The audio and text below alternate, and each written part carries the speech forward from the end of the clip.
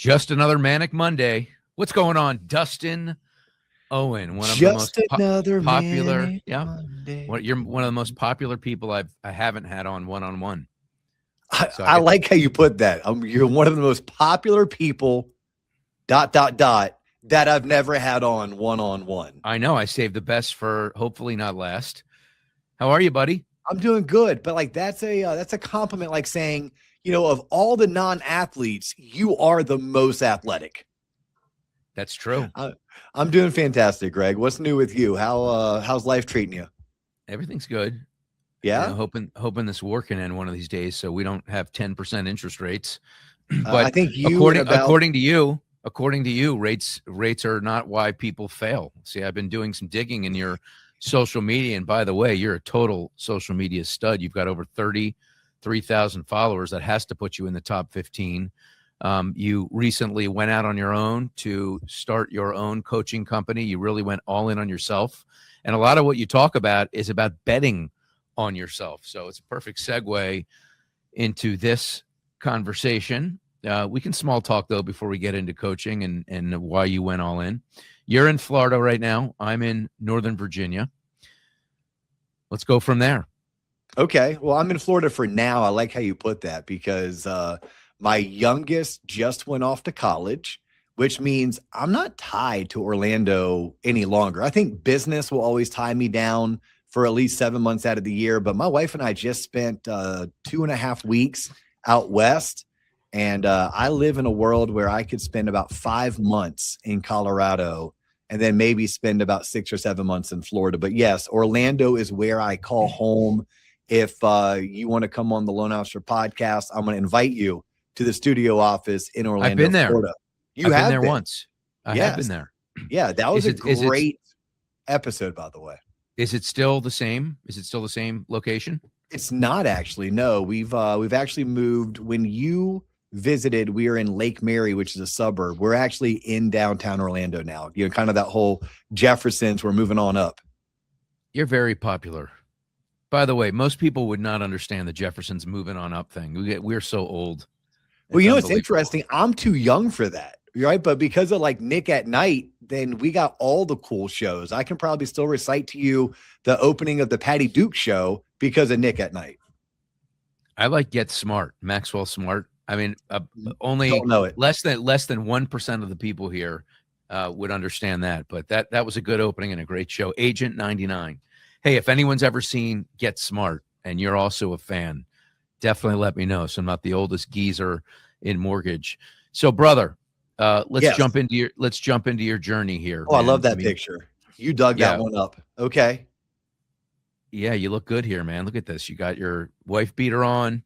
You're looking confident. I think they call those tank tops when you're at a pool in Las Vegas at a mortgage conference, and you had 20 of your most loyal listeners show up. That's what that picture is from. This picture right here, in a way, is what started it all. Like, we talk about TLOP and people are like, what's TLOP? I'm like, it's a brand. I go, do you know what Rolex stands for? They're like, no. I go, exactly.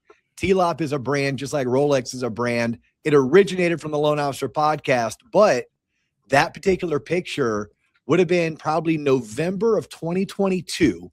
And it was our first time of saying, hey, people are tuning into our show. They're reaching out to us. I'm curious, if we attended one of these sales conferences, how many people would actually show up to come hang out?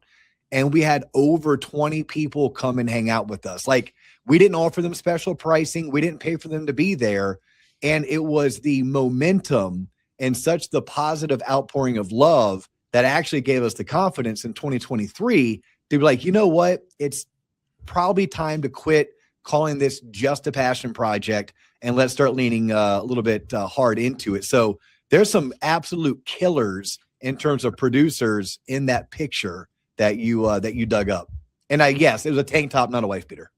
Yeah. So who do we have here? And then we'll get into what TLOP is. Yep. So we got my co-founder, John Coleman, right? We call him JC. You got Courtney right below John. John's wearing the Boston hat. You got Courtney right below her, and Courtney's up in the Pacific Northwest, young originator, getting after it. In the bottom left corner, Lucy the lender, Lucy Thornton. She's with Edge Home Loans or Home Finance. She's out of Savannah, Georgia. She absolutely crushes it, like 40, 50, 60 million a year. All right, Dustin. So before we get really rolling down the hill, what is TLOP? What does it stand for? And what is your mission? Yeah, so TLOP's the brand. All of this started with the success of the Loan Officer podcast. So when we started podcasting back in 2020, I didn't really have a mission besides I wanted to teach the shit they don't teach you in school. I wanted to teach all the things that I learned because I became a mortgage loan originator. And I honestly wanted to have some fun again because I was pretty bored going into 2020. You got to think this was right before COVID, right? So right before we started drinking from a fire hose. And I tried doing YouTube videos. Quite honestly, I wasn't great at doing YouTube videos, but I found myself able to hold a conversation with a co-host, radio, like, talk radio style format. Well, you fast forward a year or 2 years later, and we're really starting to gain some traction. We're building this audience. And one of our top fans started referring to us as TLOP and started referring to him and others as TLOPers. And I loved that because it's hard to launch products with the Loan Officer podcast being your company name. So we just shortened it down to the abbreviation, and it's TLOP. I got sold on it when I hired a marketing consultant, and the marketing consultant said, "Do you know what Rolex stands for?" I go, "I'm guessing it's somebody's last name." He's like, "No, Rolex stands for nothing." He's like, "TLOP, if you like TLOP," he's like, "it can truly, quote unquote, stand for nothing, but still be like a luxury brand." So everything we do because of the success of the podcast is TLOP, whether it's TLOP Originator Coaching, whether it's TLOP Career Advisory Services, or this year we're doing our first ever event, the TLOP Unite Caribbean Takeover event. So TLOP just happens to be the brand, but it all started based on the success and popularity of the Loan Officer podcast. And what's your mission? What are you trying to do? Out to shape the future of the mortgage industry. All of us, Greg. How are you doing that? One loan originator, one branch, one lender at a time. Like truly, it's everything from introducing people to this industry that has been beyond amazing to me, my family, and quite honestly, probably even the grandkids I don't have yet and I don't want to have for at least another decade. But the mortgage industry has been amazing in terms of offering me a career, but also offering me and others like me an opportunity to truly serve our communities and to give back and to add value. So when I say I'm out to shape the future of mortgage industry, it starts with those that aren't even licensed yet. It then goes to those that got licensed 3 years ago. But even those that have been licensed for 10, 15, 20 years, if you still have a ceiling, you got gas in the tank, and you believe in getting 1% better per day, the way that James Clear teaches it in his book, Atomic Habits, then we are truly out to shape you. What I want to do is shorten the learning curve. I want to increase the probability of success. But here's the biggest thing, and this probably stems from Greg. My mom drove a school bus growing up. My dad was an electrician. I envied and had FOMO of kids who, had parents that maybe had more white collar professional jobs and they were taking vacations. And a lot of times I felt like I was excluded or left out because, we didn't go to the country club. We didn't live in the gated community. So I felt like I constantly wasn't being invited into the room where it happens, or I wasn't invited to be a part of that table where certain conversations were being had. I noticed when I got in the mortgage industry, the same thing was happening. Like there's a certain, and you and I know who they are, Cool Kid Club. And if you're not a part of the Cool Kid Club, I thought I was in it, man. What the hell? It's very hard to break in. All right, let's get in there. So my mission is I want to invite everybody to the table. I want everybody to have a chance to be in the room where it happens, as they sing about in the Broadway play Hamilton. And I don't want to force everybody to have to kick down doors the way that I think me and so many others have had to kick down doors. You don't want to be on your own like Cosette was in Les Miserables. Yeah, I've not seen Les Mis. Actually, it was Fantine. It wasn't Cosette. Some Les Mis lunatic will correct me there. So it was Fantine that loved Marius, and she was jealous of Cosette. And of course, that led to the song Little Fall of Rain, where she died in his arms. That's a great play. I've seen that 13 times. So is that your favorite? Oh, hands down, man. Hands So down. I It's a have thing. not It was a seen it. thing with my dad. My dad started taking me to the show. And of course, like the first time, like, oh, what's all this loud noise? Why do you have me here? The second time, I was like, okay. And by the third time, I loved the love. It's a love story. So then So what's then your take on Phantom? I love Phantom of the Opera. Okay, because Phantom's one of those that people either love it or they hate it. Dun, dun, dun, dun, dun, dun, dun, dun. Yeah, I'm gonna have to go see that again. That's one of my favorites, man. I love that. Those are probably the two classics I haven't seen. I bet I've seen at least 100 Broadway shows because it's the annual anniversary present my wife and I buy each other is season tickets to not Broadway in New York, but the local Broadway when they do the traveling and they come into your local town. We've probably seen, I don't know, a dozen in New York City, a couple in London, but Les Mis and Phantom, believe it or not, of all the shows I have seen, I have not seen those two. You have to see Les Mis. I'd like to take my kids and get a some kind of a tradition going, but I've got to figure out how to get the screens out of their hands. So if you know how to do that, let me know. All right, that's a bad habit. So let's push our way back to bad habits. You are coaching loan officers. You are making an impact in this industry. You've got a unique loyalty to you too. Like the people that love and follow Dustin Owen really are all in loving and following you. You were a top producer before, so you know what it's like to be in the trenches. So let's have me hit you with some just quick ones here, and let's just barrel through. Like, what are a couple of the biggest obstacles that you're seeing in the way of today's mortgage loan officer? Themselves? I mean, it's the same thing 10 years ago and 20 years ago. If I were starting coaching someone today, the first thing I'm going to do is analyze their calendar. More than likely, I can see a lot of deficiencies because they're either not keeping the calendar or what they prioritize on their calendar aren't the income producing activities. The second thing I'd make them do is track their time. I'm sure you've done this throughout your life at certain points. I know I have, but I've tracked things like what I put in my mouth for 30 days. I've tracked things like where I spend my money for 30 days. But I think the most grotesque thing I've ever had to do is track where I spent my time for 30 days, right? Because time's the one commodity. It's the one thing I can't get back.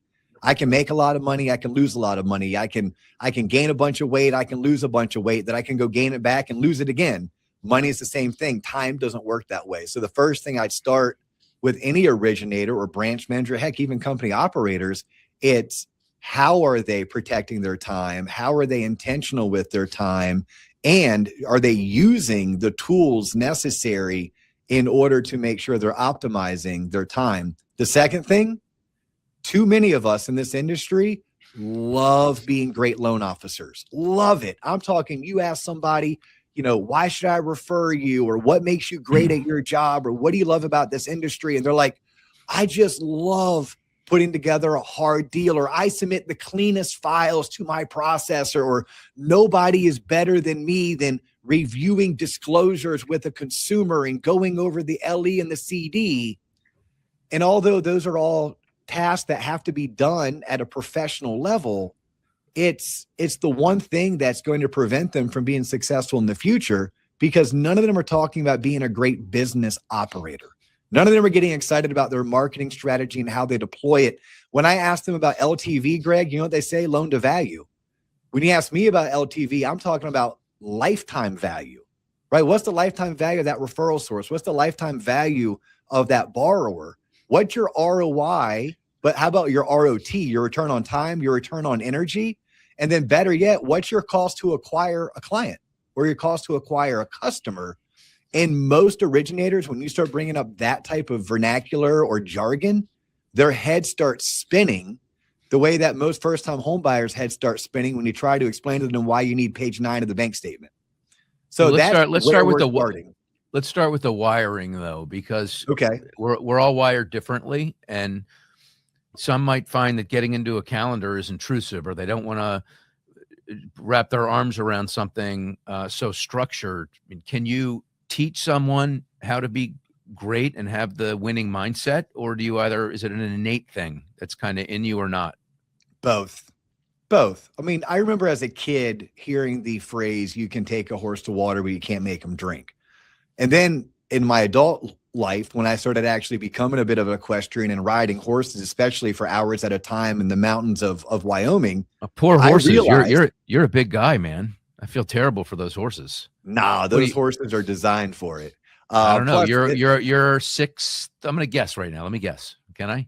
You are 6'3", 218.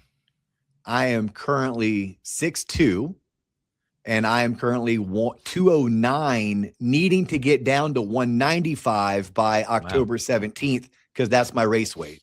Would you say that's a good guess, or was I way too far off to No, even be in the you're ballpark? good. You gave me an extra inch, and I'm sure the extra 8 pounds you gave me was all muscle. None of it was belly fat. Listen, this is how much I'm willing to show some humility. Return it. What do you think? I'm gonna go 5'9", 179. Wow. How'd I do? You basically just called me a pig.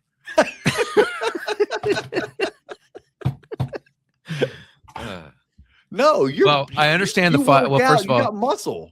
Like, first of all, is heavier. But I'm a hair below 5'8", right? But I have I've got the best set of conference platform shoes of anyone in mortgage. KP will tell you that. He loves my shoes. Every pair of shoes I have, it's that thick.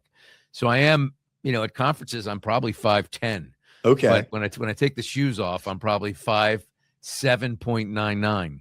In terms of the weight, I'm around 162. Okay. So to put me up around 180, if you asked me the same question, I would say you failed. But I like how you pivoted into I work out. I have muscles. That's good. I like that. No, anyway. And I gave you an extra inch. I mean, that extra inch is probably a solid 10 pounds. So really, if you gave it to me, I wish you'd give it to me in a different place. Yeah, in your calves or in your gluteus maximus. It's the gluteus. Thank you. Yeah, very of much. course. Yeah. The gluteus. And my wife, I used to have a butt. I used to have a butt that, like, girls digged. And my wife looks at me now at 47 years of age, and she's just like, "What happened?" I got to be honest. I've spent a lot of time examining your buttocks. Yeah, and you're actually pretty good there. Still, okay. Yeah, well, it's nothing like it was when I was. I haven't seen 18, you probably. 22. I haven't seen you in a while. I don't know if you've been sagging. What you've been doing. But given how regimented your schedule is, I'm guessing you have a little bit of time carved in there for your buttocks. All right, back to the schedule. What should a schedule look like? I mean, are we talking 9 to 5? I'm sure as a coach that you are teaching balance, that you don't want people just to go all in on work, that you're trying to create an environment where they can work to live, not live to work. Yeah. So to summarize what we're saying, you can lead a horse to water, can't make it drink. You can't force people to do things that they don't want to do themselves. However, what I've learned is so many times people only talk about what to do. Rarely do they talk about how to do it, but more importantly, why. So we stress a lot. Hey, here's how to do it. Because if I can show you how to do it, you're probably more willing to do it. But if I can stress the why behind it, you can get some of those horses to actually taste the water once you explain the why. So that was a quick answer to your last question. To the most recent question, I believe in work-life harmony. Work-life harmony. I think we're always balancing. And I don't think when you're an entrepreneur, which most loan originators are, regardless if you work for a top 10 lender like NFM or you're working for your own broker shop that you just, stood up yesterday, you work for you because it's your brand, it's your referral sources, it's your likeness, you are the source of information, et cetera. So I like to think of it as balance. There's certain times in my life where the balance is harmony, but the balance part is leaning towards personal, right? Kids sick, parents passing away, wherever the case may be, life needs to be the priority. You're getting married, you're getting divorced, life's going to get in the way. It doesn't mean we don't work. It doesn't mean we shut down, we go in the fetal position and suck our thumb. It just means that it's understandable that in that time frame, you're probably doing a lot of crawling and a lot of walking. Now, the good news is once that season of life fades, you can sprint. You're allowed to sprint as long as you're not trying to sprint for, 3, 4, 5 quarters in a row. you tend to sprint if you want to catch up, or you sprint if you're trying to get ahead. On the schedule, here's what I'll tell people. I'll ask them point blank. I've already shared with you, Cindy, my mom, drove a school bus for 30 years. I said, are you better than my mother, the school bus driver? Well, people are like, no. My sister, elementary school teacher. Are you better than my sister, the elementary school teacher? Nope. How about my sister-in-law, the nurse? Are you better than her? They're like, no, I'm not saying that at all, Dustin. I said, cool. I said, your activity right now is you telling me you think you're better than my mom. You think you're better than my sister. You think you're better than my sister-in-law, because all three of those ladies have to get up every morning and put on their uniform and go to work. And when they're at work, they have to work. And if they don't, like, real consequences happen, right? Imagine not getting 100 kids to school, especially the elementary kids whose parents rely on that as being their free daycare. And some of those kids, that's their only 2 meals of the day. And the school bus driver doesn't show up to work. All of that doesn't transpire. Imagine the school teacher, same exact thing. Imagine the nurse and the lives that are at stake that, well, yeah, I just didn't feel like it today. I wanted to get my nails done today. I just, my cat, I had to put my cat down two days ago. I'm still just not, ready to go back to work. Yet in our industry, because we're 100% commission, and a lot of times we don't have a boss that's holding us accountable, we act as if, at least our actions act as if we're better than the school bus driver, we're better than the elementary school teacher, or we're better than the nurse. So I look at your schedule as get up every morning, put on your uniform, and go to work. You should be in between 8 and 8:30. You should work until 4 or 6. There may be one night a week that you work 3 extra hours late into the evening. No different than a school teacher stays up late at night to grade papers, or even an engineer or an accountant during certain seasons have to stay late at work to get their work done. I don't like people working nights and weekends, but I like them making themselves available to work nights and weekends until they don't have to. And usually you don't have to once you've reached a certain level of success. You have scaled, you have a team, and that team is following your set systems and processes. Dustin, how many students are in your program? So we have 3. Yeah. So we have 3 different ways. All in, we're over 300 right now. But honestly, Greg, we just went all in November when I retired from mortgage production. We have room for 600 in our community. I will graduate 100 every year from my boot camp. I'll also engage with 10 organizations to graduate up to about 300 of their originators through my boot camp. And then at any given time, we have between 20 and 40 of our students who have raised their hand and asked to be a part of our elite program, which elite is the most expensive, but it's also the greatest access because you're getting one-on-one with your coach for a 6-month commitment. How many coaches do you have? We currently have 5 coaches, not including me, 6 if I include myself. Yeah. Let's go with some quick hitters here. Social media, is that a requirement to be in your program? I mean, you're out there, you've got 33,000 followers, you're all over the socials, you're really good at that. If you have a student that thinks that not being on social is like a badge of courage, are they allowed in? Like, what would you tell them? And does everyone need to have some kind of brand? So it's interesting. I'll answer it on a high level. Yes, 100%. You have to be leaning into your personal brand. And the number one way to stay top of mind with those that know you, to gain influence with those that don't know you, is via social. What I've done to try to take the stigma away is I quit calling it social media, because most people have a negative connotation towards the media as well as social media. So I call it what it is. It's online networking. That's what it is. Now, I'm not out there trying to make people get TikTok famous. I'm not out there trying to tell you if you don't have a Greg Sher type following that you're not going to be successful. What I am saying is that your net worth is the sum of your network, and the easiest way to stay in front of your network and to grow your network is online. So yes, I have a formula that gets taught to every coaching student on how they need to be spending 30 minutes a day intentionally online networking, not looking up to see if Mitch McConnell is really dead or not, which, by the way, he's dead. We're not looking up to see. That's how rumors get started. I mean, come on, Greg. Do you think he's not dead? I don't think he's dead. I saw You a picture don't? of him sitting up in his hospital bed a week ago. That Yeah, wasn't real. I've seen videos of him throwing out the first pitch at the Braves game. No way. No way. Wearing the same exact outfit. Yeah, like some of those memes are really funny. But like I don't want people spending 30 minutes online, following the elections, or they can do that on their own time. But I want them 30 minutes a day online for the sole purpose of networking. Do me a favor and highlight a student who you would say, who has told you and who you would say has prospered as a result of TLOP. Where were they when they started? Where are they now? Give them a shout out here. Well, I mean, I'm sure there's a lot. There are many. I'm sure that you can choose from. So but just pick one right now. One right now, Amanda Filori in Juneau, Alaska. Right. So okay. I'll take Amanda because she's OG hardcore. When I met Amanda, she was at a title company, then a bank. She had been at the bank for maybe 5 or 6 months, potentially closed 3 or 5 loans. She was one of the first people to graduate through my boot camp. And she's A+ student. Like you tell her to do something, she does it. You ask her to do something else. If she doesn't know what it is, she'll ask questions, then she'll go do it. But Amanda went from brand new to 20 million, 20 to 40. I think this year she'll do 60 million. And she's in Juneau, Alaska. I'm talking population of 10,000. That's incredible.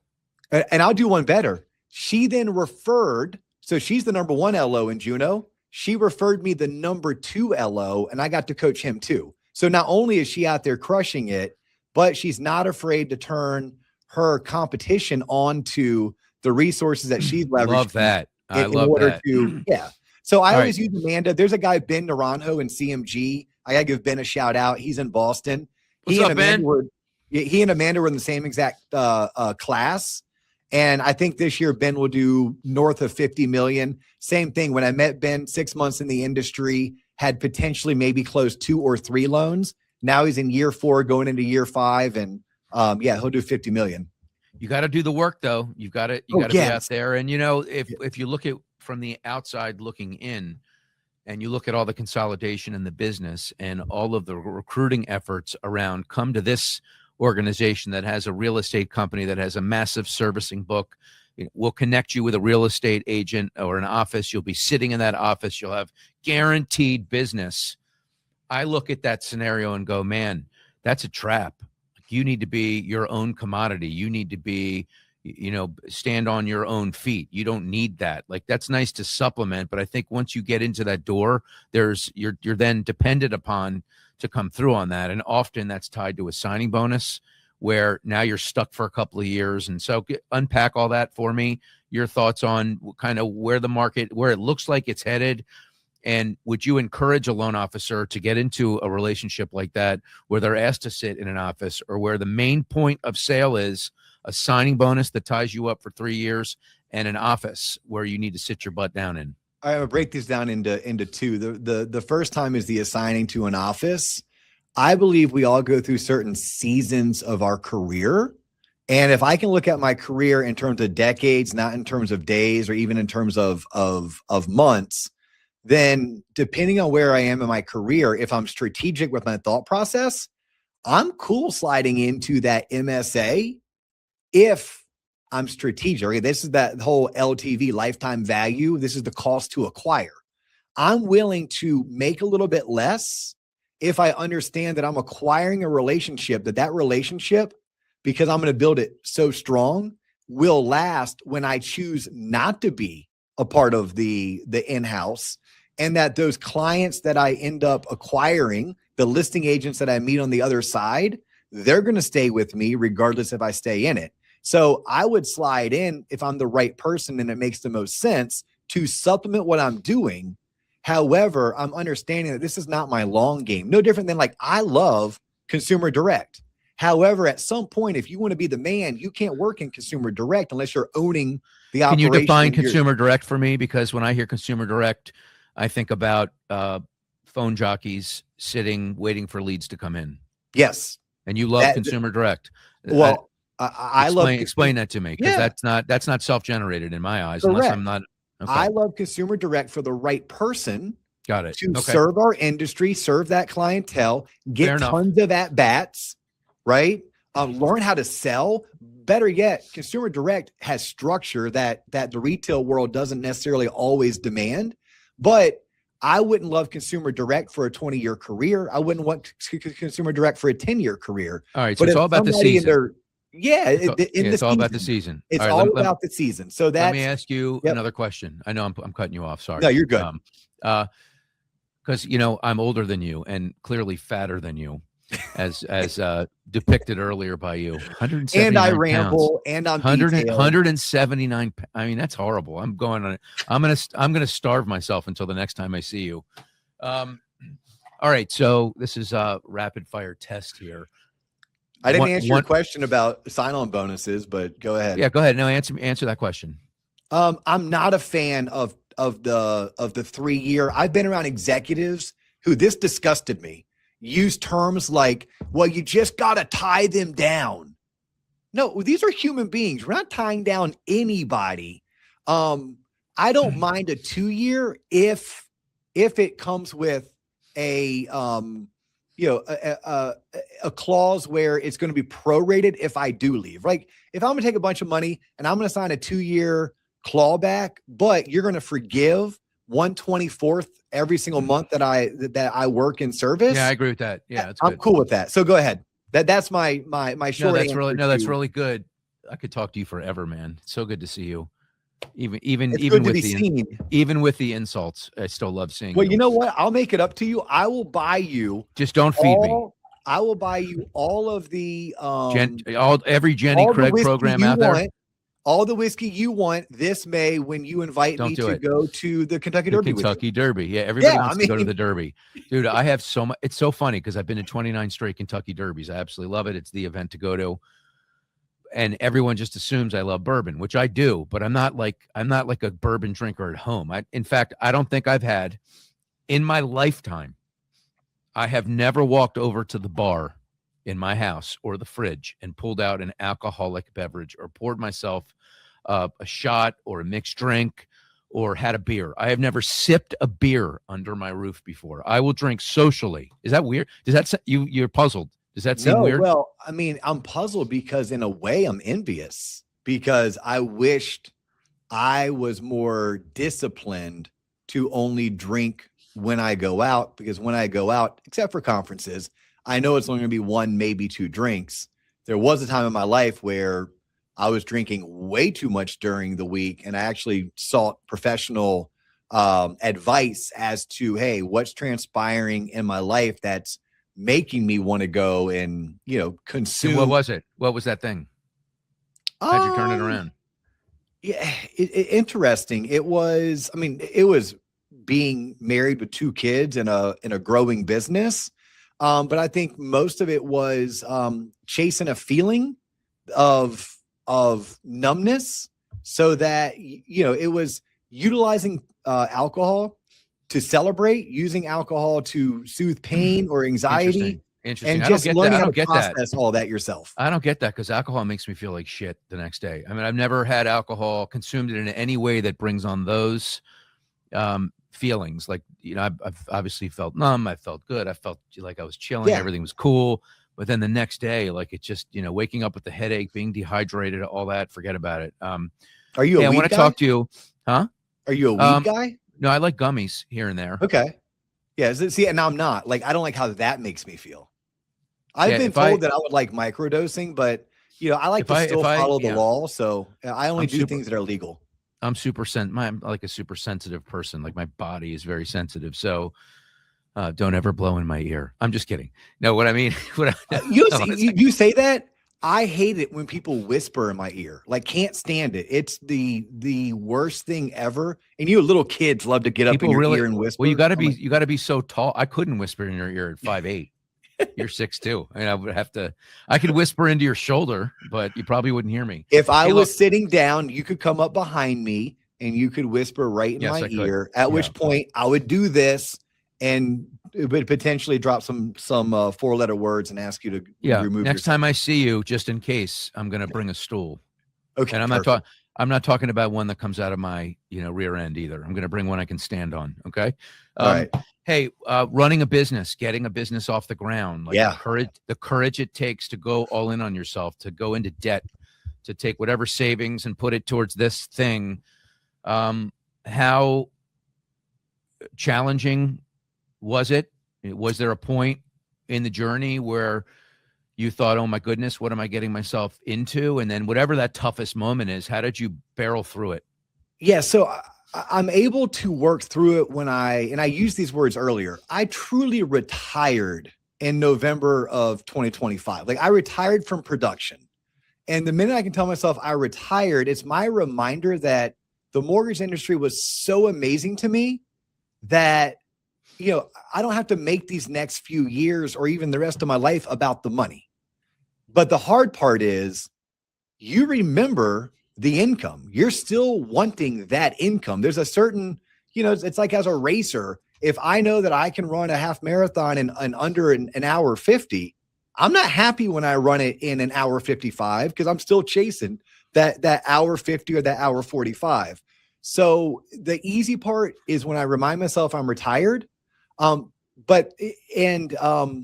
hard part is when I walked away from really good, guaranteed, consistent income, but I'm chasing something I'm passionate about, something I believe in. And honestly, as cliche as it sounds, something that I think will impact more lives. If I help a bunch of your LOs become better LOs, then they become better partners to realtors and better originators to the borrowers. Like yeah. I haven't, so it's not as difficult. Was any part of it tough? Was there any, what was the toughest point in launching your business, or did you just cruise from the beginning? I mean, the toughest point I think we're going through, but I know these are the years I'm going to look back on and I'm going to cherish and miss. But you have 300 students. I'm talking about when I'm great at mortgage. I'm great at running branches. I'm great at running production, but this is my first go at running a business that is consumer facing, not what I call referral source facing. And you're B2B, you're B2B. You're B2B. Yeah, learning how to you went from B2C to B2B. I'm B2C-ish, B2, so learning all of this you're B2B, but you're teaching that, you're arming them with the things that you learned as a top B2C. And you're saying, B2B, here's how you go out there and grab the market. So I'm still not hearing about any challenges. I think that's bullshit. I mean, you had to have, you didn't just get off the ground and cruise. Running a business is tough. Go. Maybe it was trying to open up, get your own EIN or incorporate. And that was more challenging than you thought. Like what was a tough moment for you? Selfishly, Greg, I ran both of them concurrently for 2.5 years. So I was building in the background while I was running production. Right. You got to think I ran production while also producing at a high level. Yeah. When I sold my book of business, as Dan Martell teaches, I bought back my time. So when I bought back my time by selling my book of business to my loan partner, I took that time and that time I was spending originating is now being spent kind of building behind the scenes, this thing that we call TLOP.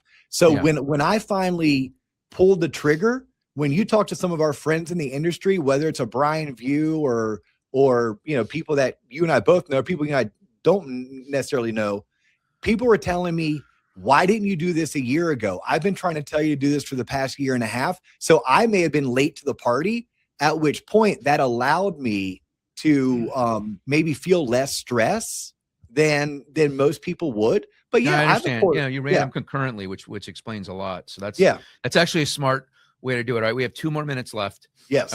This is billboard time. Okay. So you've got a lot of people watch these shows. And so you've got a very captive audience of all the right people, executives, people that make these decisions. What's on the table? What's the offering? How can people get involved and why should they get involved? Perfect. I appreciate that, Greg. I really do. So for the executives tuning in, I'm offering literally my playbook, like my secrets, how I built my $1 billion division from 0 to $1 billion, no recruiters, no big fat checkbooks, how I've helped people like Ben and Amanda that we talked about earlier. Up until November, I wasn't able to go offer that to entire organizations. I right now had the ability to go into an organization and say, give me 25 to 35 of your, ready for this, high ceiling, gas in the tank originators who are not yet funding 3, 4, 5 loans a month, and let me get them to become your next top producer, right? Like I have the curriculum, I have the coursework, and I have 15 plus years of data that says this coursework and my ability to deliver it actually works. And if we really want to play Moneyball, talking to the executives, and I don't mind working with the executives if we use this course to help introduce the bottom 20% to their next career, because this is how we determine that mortgage isn't what is best for them moving forward. So for them, I love the opportunity to bring this. I can only do it for 10 organizations a year, but I have 7 openings right now. So I have 7 openings for if people have enough originators that meet that criteria. I think we should be talking, because my ROI is through the roof. I'm the number 1 value in the space, period. Like I double dog dare someone to challenge that I'm not the number 1 value. I'm not saying there aren't great coaching companies and amazing coaches out there. What I'm saying is that when I look at the value we bring at TLOP, I don't think anyone else brings any more value. To the originators that tune in, come hang out with us. Like we're a community first. So we built this because honestly, you can get all the information you need for free by going to my YouTube channel. You don't need to pay for coaching. You don't need to pay for my coaching or anyone else's coaching.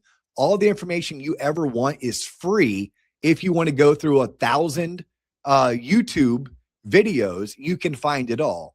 But if you want access to me, access to top producers, well, when you pay your $300 a month to be a part of our community, what you're paying for is access. You're paying for the ability to ask questions. And then finally, Greg, I'm doing something that I said I wouldn't do, but I'm having my first ever event this year. So September 14th through 18th is called the TLOP Unite Caribbean Takeover. So I love going to conferences. You love going to conferences. If you're anything like me, when we go to conferences, rarely is the best value actually in the room where the speakers are speaking. The best value is at the dinners. It's at the bar. It's in the hallway. So I'm doing an event that's super affordable. When I say super affordable, if you're willing to share a cabin with a colleague, you can literally hop on this event for $650 per person. But I'm doing an event where we're going to go to the Caribbean, go to the Bahamas. We're doing sunset sail away mixers. We're doing private beach bashes. We are going to do a 1-day sales summit at sea, but the rest of the time is masterminds and breakout sessions. All right. Does that come with Dramamine for those people that get seasick? All right. If you get lastly, seasick on a cruise to the Bahamas, I'd be worried about it. You're good. So how do people, just lastly, is there a website? Yes.